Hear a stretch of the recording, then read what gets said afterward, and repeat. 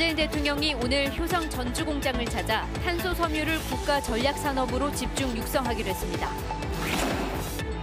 효성은 2028년까지 1조 원을 투자해 탄소 섬유 생산 라인을 지금의 10배로 늘리기로 했습니다.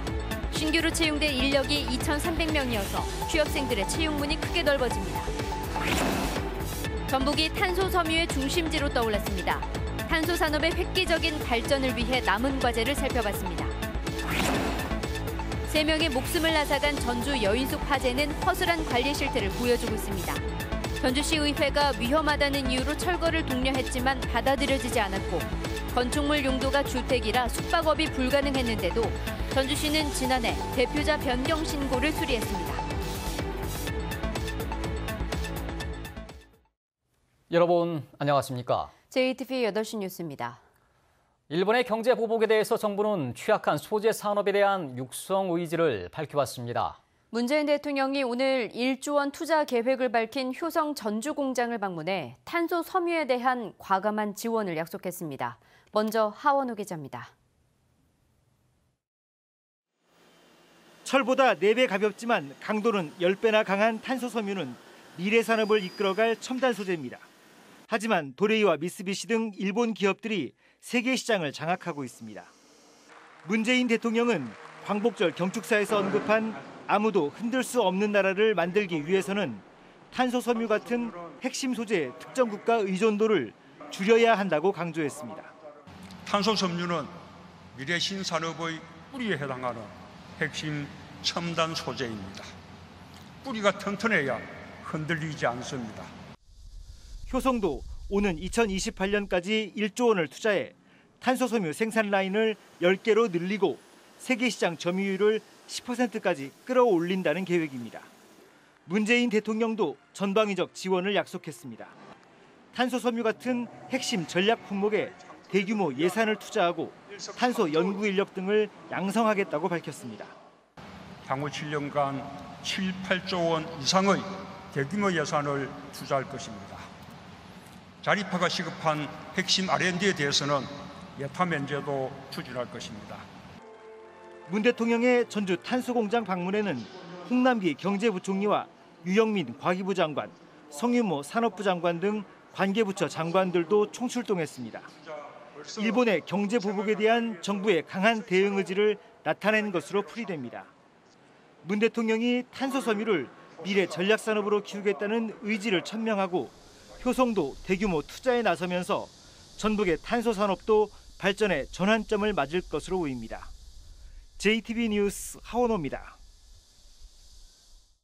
탄소 산업의 경우에 아직은 선진국과의 기술 격차가 엄연히 존재하고 수요도 미흡한 것이 국내 시장의 현실입니다.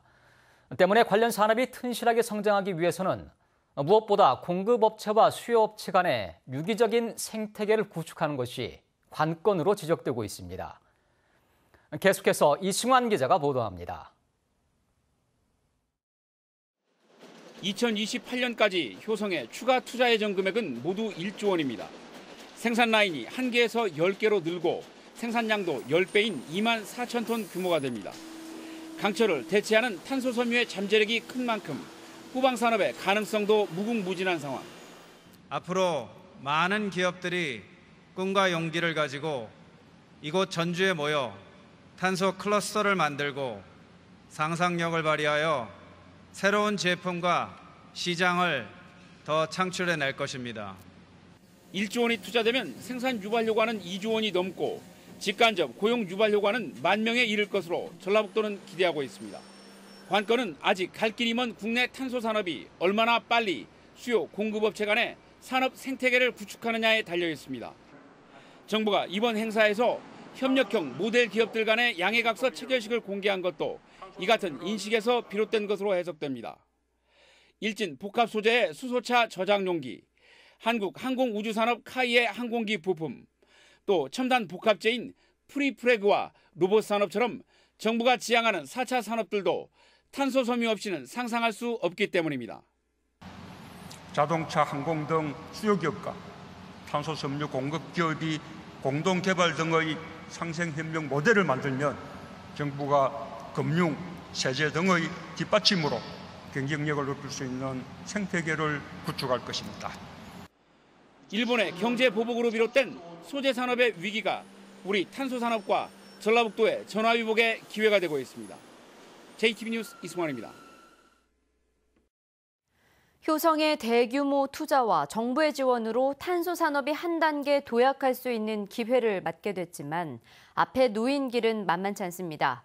탄소 산업 발전을 위한 과제는 무엇인지 끝으로 송창용 기자가 정리했습니다. 탄소 소재를 활용해 수소연료전지의 핵심 부품을 만드는 기업입니다. 20년 가까이 한우물만 파면서 직원 200여 명의 연매출 500억 원대의 중견기업으로 성장했습니다. 하지만 전북에 있는 탄소기업 137곳의 평균 연매출은 36억 원에 불과합니다. 탄소 산업이 신산업이다 보니 기술 개발에 어려움이 많기 때문입니다. 하지만 정부의 지원책은 단기 사업에 그치고 있습니다. 대기업 연구 개발이 3년 단위로 끊어지거든요. 그런데 사실 경쟁력 있게 상품화까지 이어지려고 보면 특히 소재의 경우는 10년에서 20년 정도 걸립니다. 개발한 기술을 상용화하고 소재 부품 기업을 육성하기 위한 정책도 미비한 실정입니다. 탄소 소재의 원천 기술을 확보하기 위한 탄소밸리 구축 사업이 2015년 종료된 뒤 상용화를 위한 탄소 산업 클러스터 조성 사업이 이어졌지만 사업비는 3분의 1로 줄었습니다. 더 이렇게 부가가치를 내기 위해서는 부품이나 중간재 산업이 발전을 해야 됩니다. 전기자동차라든지 수소차라든지 그런 분야에 있어서 부품 산업으로 어떻게 육성을 할 것인가. 이 때문에 탄소 산업 활성화의 기반이자 국가 차원의 컨트롤 타워 역할을 하게 될 한국탄소산업진흥원을 설립해야 한다는 목소리가 높습니다. 하지만 이를 위한 탄소법 개정안은 국회에 3년째 계류 중입니다. 지금 탄소법 개정안이 법사위 제2소위에 지금 계류 중에 있습니다. 그래서 도내 정치권하고 협력해서 지금 이번 연말 내로 해서 통과시킬 예정입니다. 효성의 대규모 투자와 정부의 지원으로 탄소 산업이 도약할 기회가 만들어진 만큼 탄소 산업 전문 인력 양성 등 후속 조치에 대한 준비도 시급합니다. JTB 뉴스 송창용입니다. 문재인 대통령이 익산에 본사를 둔 하림을 찾아 임직원들을 격려했습니다. 문 대통령은 대부분의 대기업들이 본사를 수도권에 둔 것과 달리 하림은 익산에 둔 본사를 확장해 국가 균형 발전의 새로운 모범이 됐다고 치켜세웠습니다. 문 대통령은 또 오는 2024년까지 8,800억 원을 투자하겠다는 하림의 투자 계획에 대해서도 지역 경제 활성화는 물론 전북의 식품 산업 발전에 큰 도움이 될 것이라고 평가했습니다. 어제 지은 지 47년 된 전주의 한 여인숙에서 불이 나 70, 80대 노인 3명이 숨진 사건. 그 이면엔 복지 사각지대가 있었습니다. 이 건물이 여인숙으로 사용되는 것을 막을 수 있는 길도 있었지만 관리 감독은 겉돌았습니다. 나금동 기자가 보도합니다. 빈소를 차린 희생자 유족들은 갑작스런 사고 소식에 슬픔과 안타까움을 감추지 못했습니다. 제가 모셔오려고 몇 번을 했는데도 다른 데는 어머니가 연세도 있으시고 해가지고 아시는 분들이 없으니까 그쪽으로만 가세요. 희생자들이 여인숙에 살게 된 경위를 정확히 알기는 힘든 상황입니다. 다만 주민들은 80대 할머니와 70대 할아버지 2명은 폐지 수거 등을 하며 살았다고 말합니다. 노인 양반 2양반이 폐지를 그렇게 주셔서 살았어요. 장애자들. 40년간 여인숙 관리 일을 해온 80대 할머니는 기초수급 혜택을 받았습니다. 반면 70대 할아버지는 제도권의 복지 지원을 전혀 받지 못했습니다. 갈 데가 없으셔가지고 여인숙에 계속 머무셨던 것 같더라고요. 본인이 신청을 별로 안 하신 것 같아요. 그리고 독거노인이 아니시고 아들이랑 같이 있었기 때문에 저희가 따로 단독 독거노인으로 관리를 하고 있는 것도 아니었고요. 전주시청과 가까운 도심 한가운데 있던 여인숙. 실제 거주가 불분명한 10명이 주민등록상 주소지로 두고 있는데도 폐가처럼 관리가 되지 않았다는 말도 나옵니다. 방치된 건물이라 볼 수 있어요. 그래서 저희들은 평소 지역구를 순회하면서도 폐공간이기 때문에 위험하잖아요. 그래서 동사무소와 협의를 해서 철거를 독려하고 있죠. 불이 난 여인숙은 건축물 용도가 주택으로 지금이라면 숙박업 신고가 불가능합니다. 하지만 47년 전 신고가 됐다는 이유로 전주시는 지난해 5월 대표자 변경 신고를 그대로 받아줬습니다. 현장 확인은 없었습니다.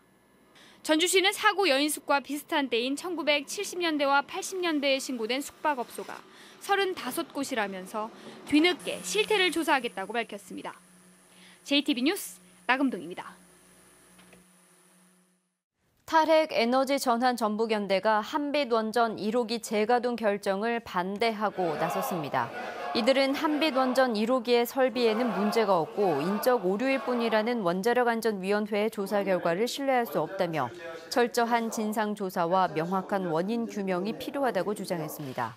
또 설계 수명이 5년밖에 남지 않은 한빛원전 1호기를 재가동할 경우 중대 사고의 가능성이 높아질 것이라며 철저한 안전대책이 마련될 때까지 가동을 무기한 중지해야 한다고 강조했습니다. 일본 수출 규제 관련 기업 대응 전북 지역 설명회가 오늘 전주 상공회의소에서 열렸습니다.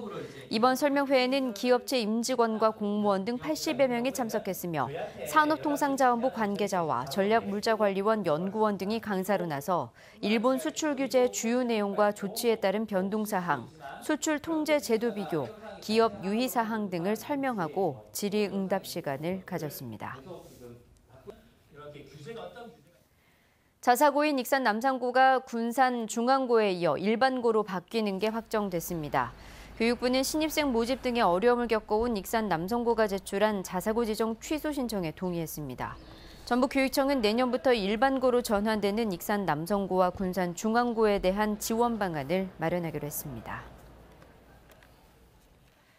과열 논란이 불거졌던 민주당 권리당원에 대해 중앙당이 검증에 나섭니다. 민주당은 내년 총선을 앞두고 도내 입지자들이 제출한 권리당원 신청서만 12만 명을 넘어 과열 모집 논란이 불거지자 중앙당이 중복 신청을 가려내기로 했습니다. 민주당은 신청자 주소나 생년월일로 중복 사실이 확인되면 신청을 무효화하고 권리당원 모집에 문제가 있는 입지자에게는 감점을 주는 방안도 검토할 계획입니다.